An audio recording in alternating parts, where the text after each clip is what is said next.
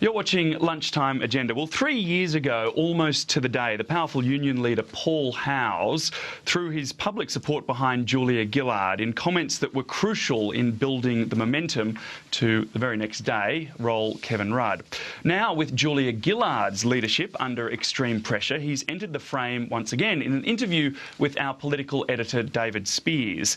He's made it clear that he, the union, and in fact the entire Labor union movement are all still united behind Julia Gillard. Absolutely. Our union's position has been crystal clear since 2010. It hasn't changed one iota. We believe in the Gillard government. Our members understand the importance of uniting behind the Gillard government, and despite all this other speculation going on about our position or the caucus's position, it's clear to me that the movement remains united behind the Prime Minister's leadership.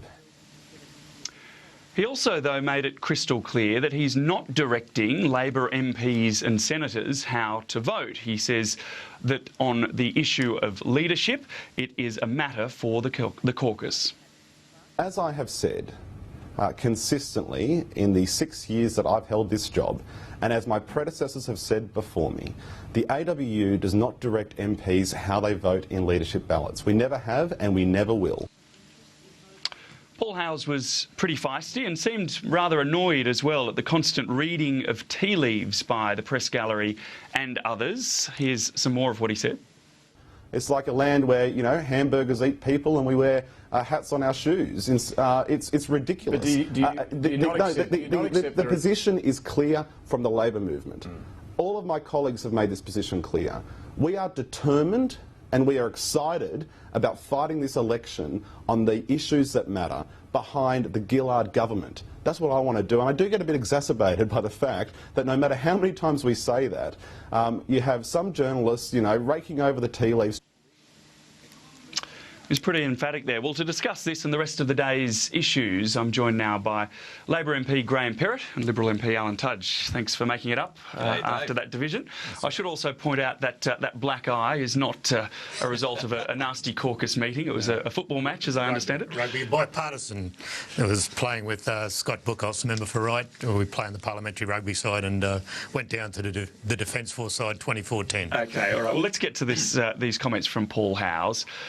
He's making it clear that he doesn't direct MPs and senators how to vote. Yeah. How do you see that? Well, that's always been my reality. Obviously, the trade union movement is a significant part of the political discourse. I've always seen the Labor Party as the political arm of the trade union movement.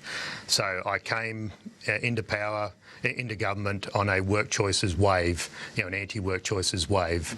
You know, once Barnaby Joyce got that balance of power and then we had the work choices come in, I was part of that reform that got rid of it and restored fairness. So I could understand why he would say that the trade union movement supports Julia Gillard. We've got rid of work choices, we've got rid of that unfairness. You know, there's so many working conditions that the people of Australia can be proud of because of the work of Julia Gillard. I understand that. I also know that when the people who are my bosses are the 92,000 voters in the electorate of Moreton. They're my boss. That's who I answer to, and I vote, you know, according to my conscience and the guidance they give me. But others in the caucus, are you aware of any of them being directed, if not advised, on who to vote on for? I'm sure on these there are matters? always discussions. I always take advice from people, but you know, maybe it's different when you're a marginal seat. You know, you can always get forgiveness a little bit more than you can get permission, I find, as a marginal seat holder. So I always speak my mind clearly, you know, going to fight for the people I represent. That's what I do. Other people have different relationships with their trade unions and the people who put them in. You know, like I'm sure Alan would agree that the people who, you know, from your electoral council are the people you're responsible to, as well as the voters in your electorate, not some, you know, factional heavyweight. I notice my opponent is one of Santos Centauro's boys, so he probably takes his directions from a different person to Alan, I guess. You know, that's more of a Queensland phenomenon. Well, Alan Tudge, he was emphatic there about his support for Julia Gillard. Is that enough to put this to rest? Well, I don't know, but can I just say this in relation to Graham's comments? To some extent, maybe Graham isn't dictated by the union bosses, but so many members of this parliament on the Labor side are. And let's bear in mind that they dictate most of the pre-selections, the unions fund most of the Labor Party, they have 50% of the vote at their national conference which sets policy, and increasingly they're setting national parliamentary policy. That's the fact. The union bosses have too much power in my view, and I have this sort of, old-fashioned view in some respects that the Australian people, not the union bosses, should determine who the Prime Minister of this country is, and I happen to think that the Australian people probably agree with my sentiment. All parties, though, of course, have groups that influence them in various ways. The coalition's no exception.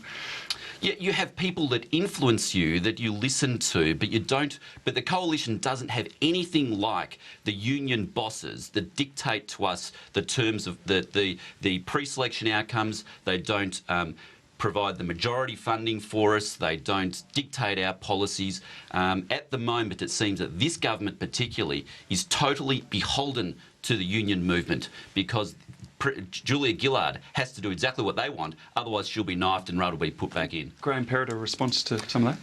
Well, as I said, I've always been very comfortable with the fact that the Labor Party's roots are in the trade union movement. I'd like Alan to give me a list of all the bad things that the trade union movement has done for the nation, like, working conditions, a weekend, holiday pay, parental leave, all of those things that they've advocated for. You just go through some of the things, even just in recent pieces of legislation over the last couple of months. The right of entry provisions have just been reintroduced despite the government saying they wouldn't do so because the unions wanted it. There's been a special deal for the childcare sector workers only if you're union members, so that only applies to the up to 40% of the members who have an EVA. There's a special deal which is trying to be done similarly for workers within the aged care sector. Specifically, though, if there's an enterprise agreement, which the union movement take as being a mechanism for them to get back into the game again. Other employer the 457 visas, which maybe we'll get onto in a second. Again, that's been driven by the union movement. Despite the Minister of Immigration, how could you not want an employer to go local, Alan? The system was working. Every employer should go local first rather than overseas when it comes to any employment. We'll get onto the 457 visa issue in a moment, but just a couple more on the leadership I want to ask you, Graham Perrett. Will Julia Gillard be Prime Minister at the end of next week? Yes, most definitely. Most definitely. The only way we can actually cut through is to be united behind Prime Minister Gillard. That's the reality. We've got to talk about our achievements and our plans for the future rather than ourselves. I mean, I think I've said that 50 times now. It's starting to become like the taste of vomit in my mouth, the fact that we are still talking about ourselves. It would be great to have a world where we only spoke about policy and then there'd be a deafening silence from Alan because he's got nothing. Well, speaking of silences, there has been quite a lot of quiet from senior Labor ministers this week. They haven't held a whole lot of news conferences. Now, perhaps we're reading into everything too much. Want me to comment on the absence of comment? Well, yeah, I do actually, okay. because what's behind that? Because they know they're going to be asked about the leadership. Going up its own fundament eventually, David. I mean, but look, there is discussion behind the scenes that is going on. We are reading into these sorts of things because we're not getting this emphatic support behind Julia Gillard that we have had at previous leadership contests. But why? I'm not sure how more emphatic I can be. No, not you. I mean, senior members of Julia Gillard's team, they've gone quiet. Yeah. Well, look, you really need to talk to them, or obviously get another journalist to comment. Because you're a Gillard supporter. You've said that you would resign, haven't you? You said you'd resign if they. I support the leader. I was disloyal to a leader once, and I said that I would never do that again. It was a horrible experience, and the people in my electorate, who are my bosses, they're my bosses, they came to me and said they didn't like that process. And would you still resign? In 2010... If Kevin Rudd came back, well, would you still... In 2010 we had an election where the Prime Minister Gillard was elected, so I keep my word. Now, the context of talking about resignation was saying we need to stand behind the leader rather than just have a revolving door. So that was in the context of mutterings and murmurs in the rumours in the corridors in the first 6 months of the Prime Minister's leadership. Obviously, we've got a date for an election. We've told the Australian people when we'll go to the polls. Now we have time to retail our policies a little bit better. Okay, well, I said I'd get on to 457 visas, so let's get into that. We saw a pretty impassioned speech from Tony Abbott in the chamber today. He is in opposition to the government's crackdown on 457 visas. Graham Perrett, why do we need to launch this crackdown? And I'll get a response you started responding to about it being the unions pulling the strings on this. Oh, that's rubbish. Look, surely every Australian employer should be looking local first. That's the premise of our legislation. 457's are happy to plug a temporary skill shortage, but the reality is some employers were seeing this as an opportunity to exploit workers from overseas and to undercut local wages and conditions. Where's your evidence of that? That's the facts, Where's as detailed by Minister O'Connor. Now, you don't have to go far. You don't have to go far. But you don't have to go far. As detailed by Minister O'Connor. He said that there were 10,000 visas which were being rorted, but it subsequently came out that he made up that figure. No, he made up that figure. That's not and the correct, Department of Immigration, at Senate estimates said they provided no such advice. In fact, they thought that it was fanciful, that figure as well. It was literally made up, and it was disgraceful that he did so in order to undermine a program that has been central to Australia's economic performance. Misrepresenting the evidence to Senate, you're also misrepresenting the focus of this. Now, I have had people sitting in my office talking about their conditions, fearful of going to their employer, fearful because they didn't have any bargaining power, because as soon as they made a complaint,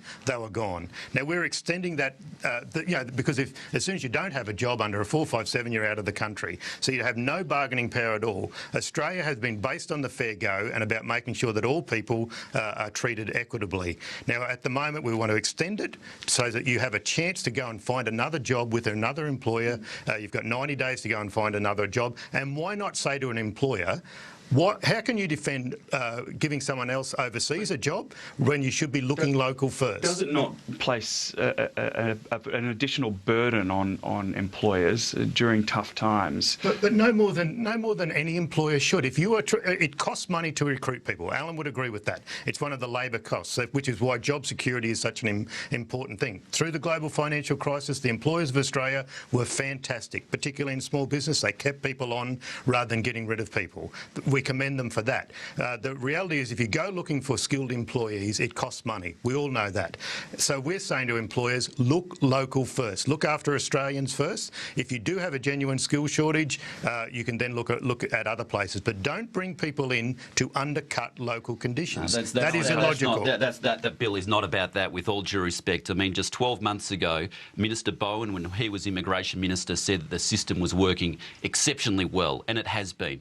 24 months ago, the Prime Minister herself said that the settings for the 457 visa program were correct. That's the facts of the matter. And it's because the unions have demanded that we crack down on this is why we're doing it. And additionally, Minister O'Connor, when he became the Minister, and the Prime Minister, in cahoots with the Prime Minister, were looking for a diversion from the catastrophe of the illegal boat arrivals coming every single day now. So instead of addressing the problem we actually have with illegal arrivals, they want to address what has been a central pillar of our economic success, which has been getting skilled migrants into this country. And we've had bipartisan support on this for 4 decades. And you are smashing that. And I think it's an absolute disgrace, you're confusing two. Alan Tudge, what, even if it is being directed by the unions or whatever else is going on, what's the problem for employers? What's it actually going to do? How's it going to hurt them? It ties up the employers in red tape, in essence. That's what this is about. It ties up the employers in red tape, and it adds additional people who can just walk into their offices at any time, unannounced, and try to assess whether or not they've got any problems there. The problem with this is that there was no case for change. There was no case for change. There's only been a 1.7% increase in visas this year compared to last. The minister himself said it was. The minister himself said that it was working fine. The Prime Minister herself said it was working fine. And out of the blue, because they're under so much pressure on the illegal boat arrival problems, they're trying to create a diversion by talking about 457 visas, and they're undermining the economic success of our country. But through my brother's work in the construction industry, so I know the construction industry reasonably well in Queensland, and they can talk about what's going on at the work sites they look after. One is, you know, labour hire, and we're short on time, but yeah. So I know the reality is changing on the ground. Like any loophole, people jump into a loophole very, very quickly. Employers are not doing the right thing by Australia and not doing the right thing by their local industry. The final response would be it is such hypocrisy from this government as well, given that the Prime Minister herself employs her press secretary on a 457 visa. She never went through the processes which are articulated in this bill of advertising, of having somebody walk into her office to check that she wasn't rorting the system. Now, she's saying that she could not find a single Australian that could do her job. OK, Alan Tudge, Graham Perrett, you've got to get to question time. And we're going to go to question time in just a moment. Thanks very much for your insights today. I want to just finish the program with a protest that's going on out the front of Parliament House. Some anti-coal seam gas protesters have actually blockaded the front entrance to Parliament House and are staging a sit-in there, even a knit-in, as you can see from those pictures on your screen. This is going on right now. As I understand it, they haven't been moved on, and it's meant that people haven't been able to get into Parliament House through the public entrance so far. We'll monitor that throughout the afternoon, but now to question time.